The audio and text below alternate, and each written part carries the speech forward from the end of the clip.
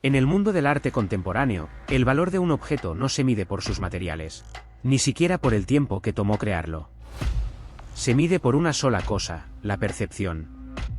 Un lienzo de Jean-Michel Basquiat o una escultura de Jeff Koons valen millones de dólares simplemente porque un grupo muy selecto de personas ha decidido que así sea. Es un mercado basado en el silencio, la falta de transparencia y, sobre todo, en la confianza ciega. Pero, ¿qué sucede cuando un joven prodigio decide utilizar esa falta de reglas para construir un imperio de humo? Íñigo Philbrick era, a ojos de todos, el chico de oro de las subastas internacionales. Joven, carismático y con un ojo clínico para detectar tendencias, Philbrick no solo vendía cuadros. Vendía la entrada a un club donde el dinero fluye sin preguntas. Pero detrás de sus trajes a medida y sus cenas de $1000 en Mayfair, se escondía un mecanismo financiero tan audaz como ilegal. Philbrick descubrió una falla en la matriz del mercado del arte. Un mismo cuadro puede existir en varios lugares a la vez, al menos en el papel. Mientras Bernie Madoff utilizaba fondos de inversión, Philbrick utilizaba obras de arte. Su técnica era tan simple como brillante, vendía participaciones de una misma obra a múltiples inversores, llegando a vender hasta el 200% o el 300% de la propiedad de un solo cuadro. En su mundo, un Basquiat de $12 millones podía generar 25 millones en ventas fraudulentas antes de que alguien notara que los números no cuadraban. Bienvenidos a Microbits. Hoy analizamos el ascenso y la caída de Íñigo Philbrick, el hombre que convirtió las obras maestras en instrumentos de una estafa maestra y que terminó protagonizando una de las persecuciones más cinematográficas del FBI en una isla perdida del Pacífico. Esta es la historia del mini Madoff del mundo del arte. Íñigo Philbrick no era un extraño en el mundo del arte. Él nació con el pedigrí necesario para abrir cualquier puerta. Hijo del director de un museo en Connecticut, Íñigo entendía desde niño que el arte no era solo estética, sino estatus y, sobre todo, una divisa.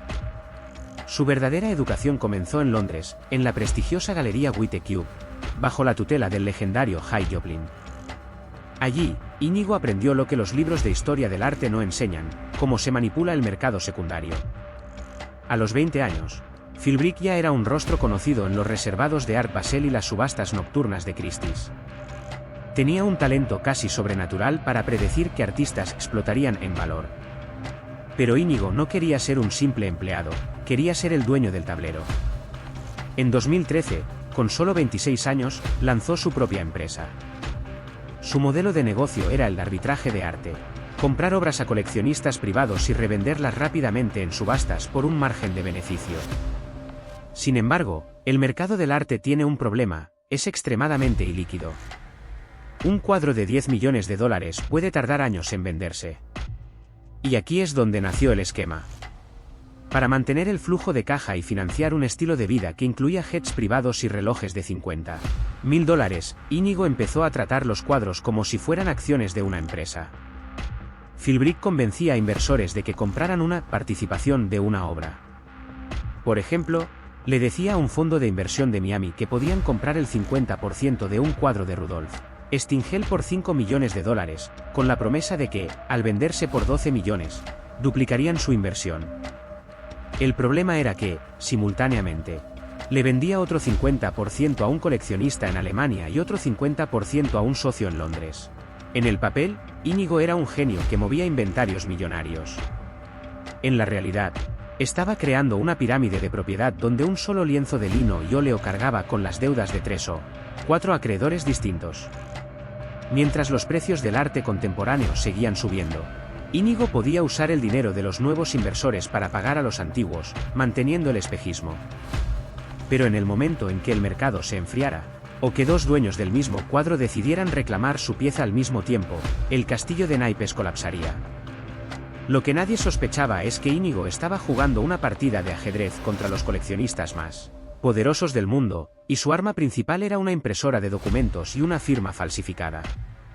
Para que el esquema de Íñigo Philbrick funcionara, necesitaba algo más que carisma. Necesitaba una infraestructura de mentiras técnica y documental. En el mercado del arte, la procedencia y los contratos de consignación lo son todo. Si tienes el papel correcto, tienes la verdad. Íñigo lo sabía, así que decidió fabricar su propia verdad. Íñigo empezó a utilizar programas de edición para falsificar facturas de casas de subastas como Christie's y Sotheby's.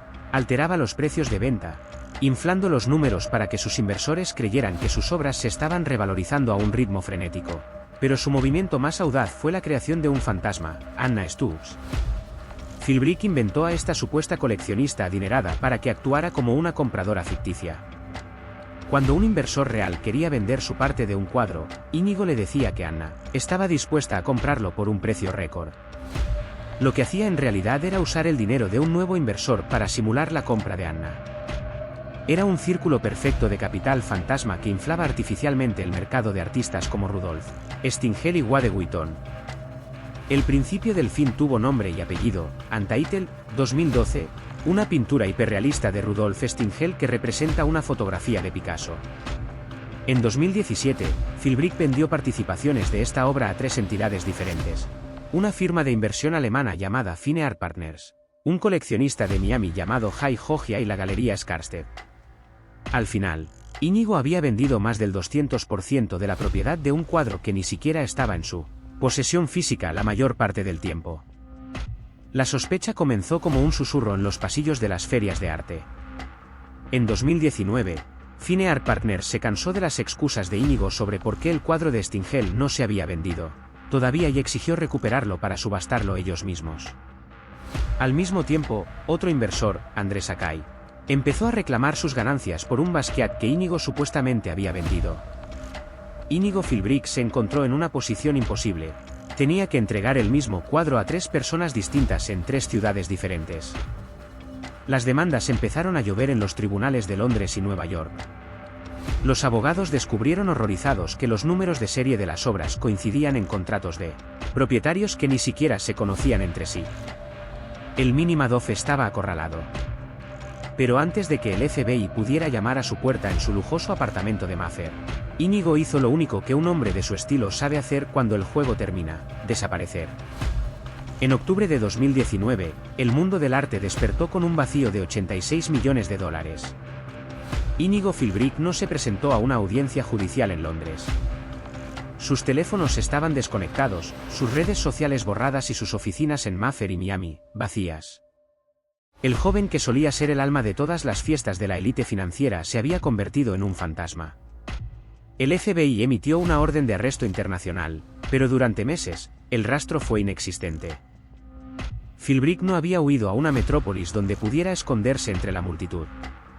Hizo algo mucho más audaz: huyó a Vanuatu, una remota nación insular en el Pacífico Sur, conocida por ser un paraíso fiscal, crucialmente, por no tener un tratado de extradición activo con los Estados Unidos. Allí, el hombre que solo vestía cachemir y seda se transformó. Cambió los trajes de Savile Row por pantalones cortos y sandalias. Se dejó crecer una barba espesa y se hacía llamar simplemente Íñigo, viviendo en una casa frente a la playa en el pueblo de Luganville. Durante casi 7 meses, Philbrick vivió una existencia surrealista. Pasaba sus tardes bebiendo en bares locales con expatriados y buceadores que no tenían idea de que ese joven tranquilo era el responsable de uno de los mayores fraudes en la historia del mercado del arte moderno. Pero la arrogancia que lo llevó a estafar a los hombres más poderosos del mundo fue también su ruina. Íñigo no pudo evitar mantener contacto con su novia, una modelo e influencer que solía aparecer en el reality show Made in Chelsea. El FBI, utilizando inteligencia de señales y rastreo de comunicaciones, estrechó el cerco. En junio de 2020, mientras Íñigo caminaba tranquilamente hacia un mercado local para comprar comida, fue interceptado por agentes de la policía de Vanuatu actuando bajo petición de las autoridades estadounidenses. No hubo una persecución a alta velocidad ni un tiroteo. El Mini Madoff fue detenido en la calle, descalzo y sorprendido. Días después, la imagen del príncipe caído del mercado del arte dio la vuelta al mundo: Philbrick, esposado y custodiado por agentes federales, abordando un avión militar hacia Guam, y eventualmente, hacia Nueva York. El juego de espejos había terminado. El hombre que vendió el mismo cuadro 3 veces iba a enfrentarse finalmente a la única realidad que no podía falsificar: el sistema de justicia federal. En una sala de justicia de Manhattan, en mayo de 2022, el brillo de Íñigo Philbrick se apagó definitivamente bajo la luz fluorescente del sistema federal. Ante un juez que no se dejó impresionar por sus modales de la alta sociedad, Íñigo se declaró culpable de fraude electrónico. El veredicto fue contundente: 7 años de prisión y una orden de confiscación de 86,7 millones de dólares. Sin embargo, la sentencia fue solo el comienzo de un caos legal que duraría años. Debido a su sistema de ventas múltiples, dejó tras de sí un cementerio de obras maestras atrapadas en el limbo judicial. Cuadros de Basquiat, Stinger y Christopher Bull quedaron bajo custodia policial o encerrados en depósitos de alta seguridad mientras ejércitos de abogados intentaban descifrar quién era el dueño legítimo de qué fragmento. En algunos casos, el costo de los litigios superó el valor real de la propia obra. Pero el verdadero legado de Íñigo Philbrick no son los millones desaparecidos, sino la radiografía que dejó del mercado del arte contemporáneo. Su caso expuso una verdad incómoda: que el mundo de las subastas de élite funciona más como el salvaje oeste que como una institución cultural. Philbrick no engañó a principiantes, engañó a expertos, curadores y multimillonarios que prefirieron ignorar las señales de alerta con tal de no perderse el siguiente gran negocio. Demostró que, en un mercado sin regulación, donde los acuerdos se cierran con un apretón de manos y los contratos son privados, la transparencia es un estorbo para el beneficio. Íñigo fue el síntoma de un sistema que valora más el secreto que la autenticidad. Hoy, tras cumplir parte de su condena, Philbrick ha vuelto a la superficie, concediendo entrevistas y manteniendo esa aura de antihéroe sofisticado. Pero para el mundo de las finanzas y el arte, su nombre siempre será el recordatorio de que, incluso en los niveles más altos de la cultura, la codicia puede convertir una obra maestra en un simple esquema Ponzi. Íñigo Philbrick vendió belleza, pero entregó ruina. Nos recordó que, si algo parece demasiado perfecto para ser verdad, probablemente es porque te están vendiendo el mismo cuadro que a otras 3 personas. Esto es Microbits. Gracias por acompañarnos en este viaje por las grietas del éxito. Si te apasionan estas historias de mentes brillantes y colapsos inevitables, suscríbete y activa la campana. Nos vemos en el próximo bit de historia.